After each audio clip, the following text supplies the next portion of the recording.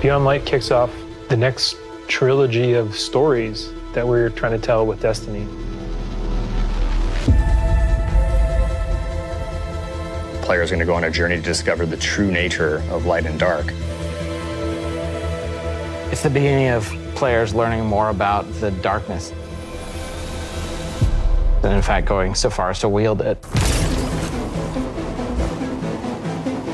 It's about leaving comfort and safety behind, walking a different road than one that you may have believed you were destined for. What makes something bad? What makes darkness dark? Who's right? Who wasn't? How are those learnings going to change the characters that you have gotten to know over the last 6 years?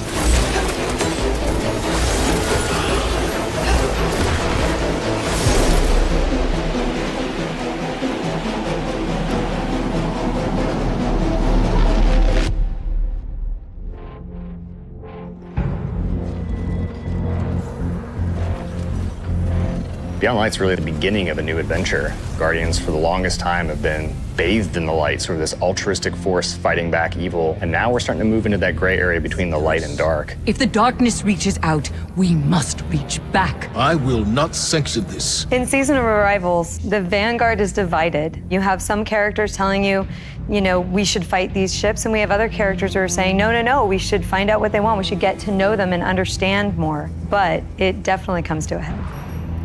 This next year in Destiny is really just about how all the different characters and factions are reacting to these disappeared destinations and what that means as the pyramids have arrived in our system, not for the first time, but for the second time. We're going to see the return of a character who's been absent for a pretty long time in The Stranger, and boy, does she have a lot to say, and she has a lot of time to explain. When I know more, you'll know more. She has shown up to encourage us to take on the darkness, and the only way to truly stop it is to work with it. And here comes our Guardian, right on time. Why did the darkness invite us here? Europa is literally like a time capsule. Europa is huge. Killer destination, freezing cold. Desolate. Some of the most beautiful spaces I've ever seen in a video game. There was a lot built on Europa during the Golden Age, and a lot of that was built underground. Clovis Bray had some research facilities there, really pushing the limits of technology and innovation there, maybe stepping into some things that we shouldn't have. Under the ice, all kinds of secrets. I'm so excited for what players are going to find.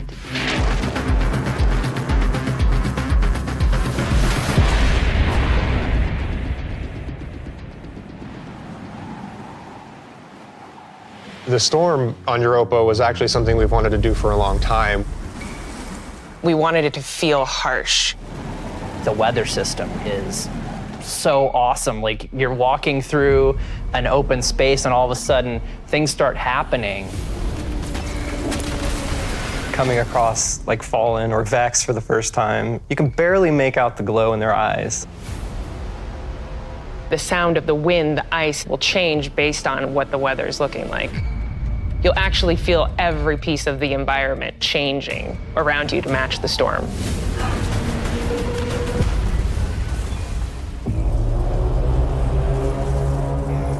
Europa itself is a pretty foreboding place. Aramis is there in advance of us, and she set up a forward base. She has lieutenants who have gotten their hands on stasis, gotten their hands on the darkness, and they're learning to wield it. One by one, we will rise again. And so I think her motivations are really interesting too. Today, we begin breaking free from our chains. Aramis really challenges a lot of the ways that we think about light and darkness. She's going to make you think about your relationship with the Traveler. She's a compelling leader, and she has a vision. And especially after the collapse of their society, people, I think, the Fallen wanted someone to follow. Is the light going to be enough? I think we've seen that we need some new tools to fight our enemies with. Maybe it's time to fight fire with fire, or ice with ice.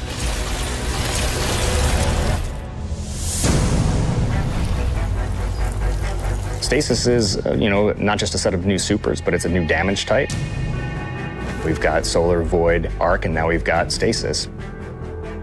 The idea for Stasis all really came back from the gameplay idea of freezing someone. That was kind of the theme that everyone kind of rallied behind. Dima's an amazing concept artist, had some images that really kind of put us on the right path. What really was landing with that was the more crystalline notion. So when we say cosmic ice, that's kind of where the cosmic comes in. Once he freezes solid, I'm able to hit him again and just shatter him in pieces. The pieces break apart and explode into sharp shards that can damage you. So all of that kind of came together when we landed on that theme.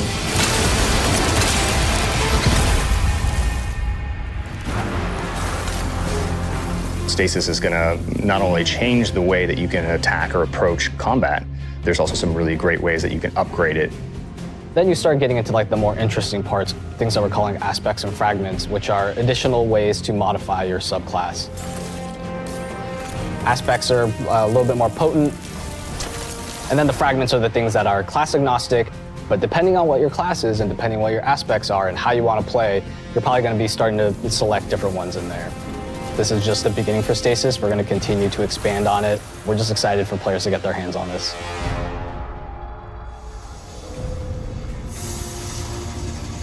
When we're creating a new palette like Stasis, we do what we call a source jam.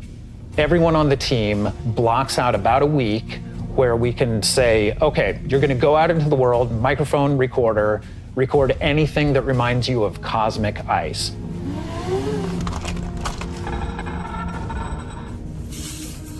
That gives us the palette that we can build the eventual sounds out of.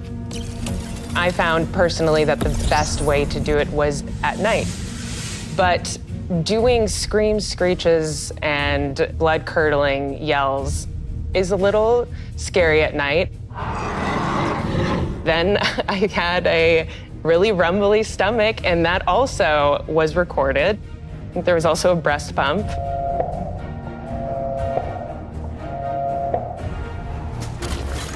You have to make use of what you got.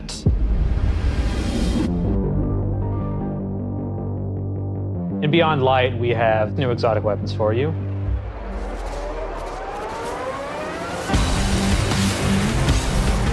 No Time to Explain is coming back.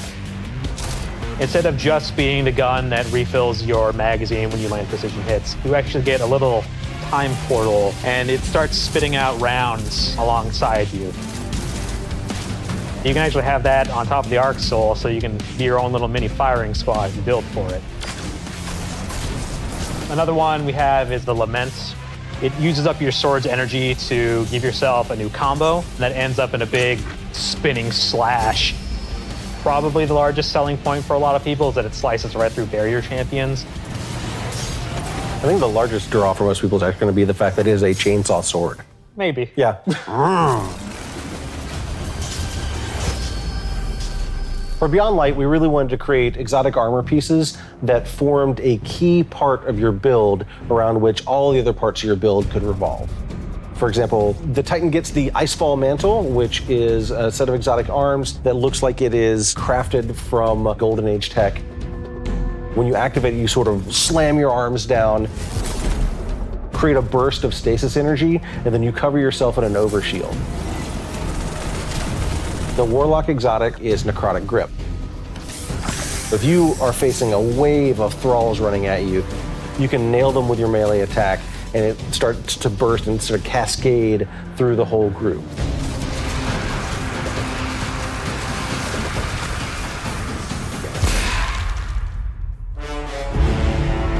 There's a lot there for newcomers coming in too. If you've got a friend who hasn't tried it out, it's a really great time to jump in on New Light, that entry experience for free players. Last year, when New Light launched, we brought back a small portion of the Cosmodrome. This year, we're bringing back a much larger portion of the destination.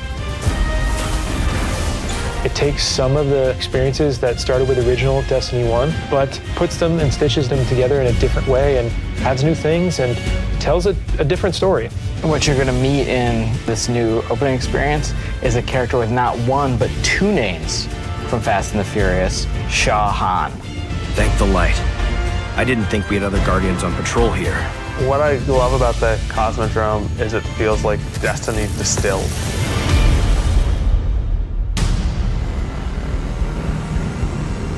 Season of the Hunt picks up where Arrival's left off. Other forces are taking advantage of the darkness to make their move forward, including Xivu Arath, a sister of Oryx, and she's taking this opportunity to build up an army.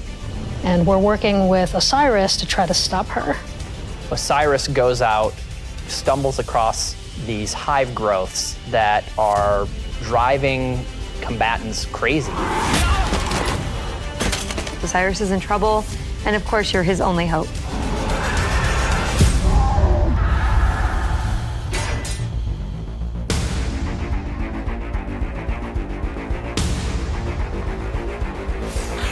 We warned you it was going to be dangerous down here.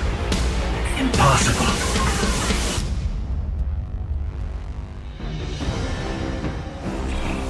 We finally catch up to what we saw at the end of Forsaken, where we saw Aldrin being brought back to life by a ghost. Aldrin, who now refers to himself as Crow, he doesn't know what he did. The slate's been wiped clean when he was resurrected as a Guardian. We know what he's done, and we know what he could be capable of doing. So now we're going to spend some time watching him go back and forth. And that's going to question how we look at him, how we look at ourselves, how we look at the light, how we look at darkness. In Season of the Hunt, we're partnering with the Crow and Osiris to take down the High Celebrant. It's creating these cryptoliths around the system, and those cryptoliths are attracting Elixian Cabal and corrupting them. So Xivu Arath is essentially corrupting herself an army, and it's our job to put a stop to it.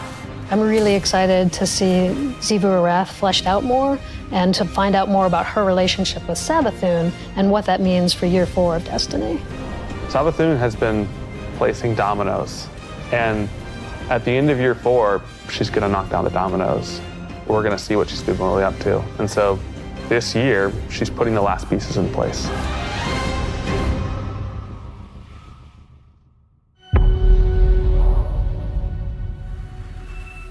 Destiny is just a really incredible world, and there are so many stories for us to tell. We have a lot to look forward to beyond Light, then the Witch Queen, and then Lightfall, and all the seasonal content between. We feel like we've got a really great way to bring people together.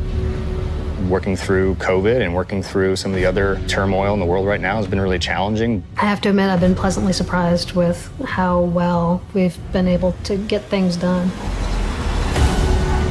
We're committed to your characters and your community of players. We want to meet you where you are. I think the thing that excites me the most about Destiny's future is how much it's rooted in where we come from. Seeing villains revealed and finding out secrets that we've been hinting at for years. When I look at the team that we're building and continuing to grow and hire, the new leaders that are coming up in Destiny, that gets me super excited. Destiny's best days are ahead of us.